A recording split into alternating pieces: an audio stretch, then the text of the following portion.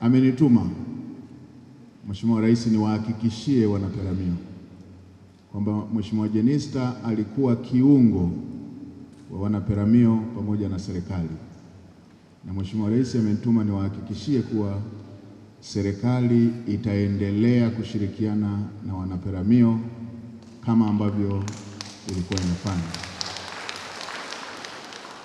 Mheshimiwa Jenista alikuwa kiungo cha wanaRuvuma na serikali. Mheshimiwa Rais amenituma niwahakikishie wanaRuvuma wote kwamba serikali itaendelea kushirikiana na mkoa wa Ruvuma na kuendeleza kazi ambayo ilikwisha kufanyika na kazi ambayo ilikuwa mbele yetu, ambayo kama mtakavyokumbuka ndio kwanza dira mpya inaanza kutekelezwa na ndio kwanza ilani mpya inaanza kutekelezwa.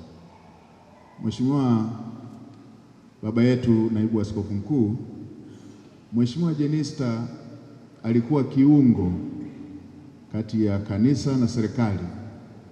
Amefanya kazi hiyo ya mahusiano, amefanya kazi hiyo akiwa serikalini, na kama mnavyokumbuka amefanya kazi hiyo kama ambavyo tumeshuhudiwa juzi kwenye ibada ya Dodoma na leo.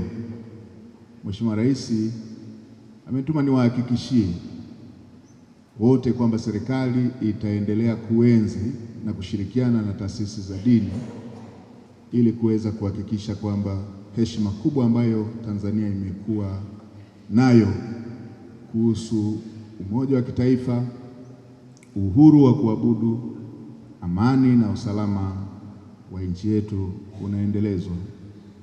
Mheshimiwa baba yetu Naibu Askofu, Mheshimiwa Jenista kama ambavyo tumetoka kuelezewa, alikuwa ni mpatanishi. Amefanya kazi hiyo katika nyanja mbalimbali. Akiwa waziri wa nchi amefanya kazi hiyo kubwa pale ambapo palionekana dosari kati ya wafanyakazi na serikali. Mheshimiwa Jenista alifanya kazi hiyo, na hadi leo serikali pamoja na wafanyakazi na watumishi wa umma wana ushirikiano mkubwa.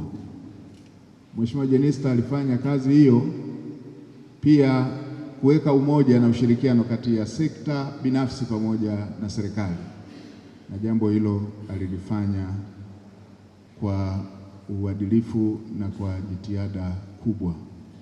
Mheshimiwa baba yetu Naibu Askofu Mkuu, Mheshimiwa Jenista ni mtu aliyeamini kwamba ukimtanguliza Mungu na ukafanya bidii inawezekana.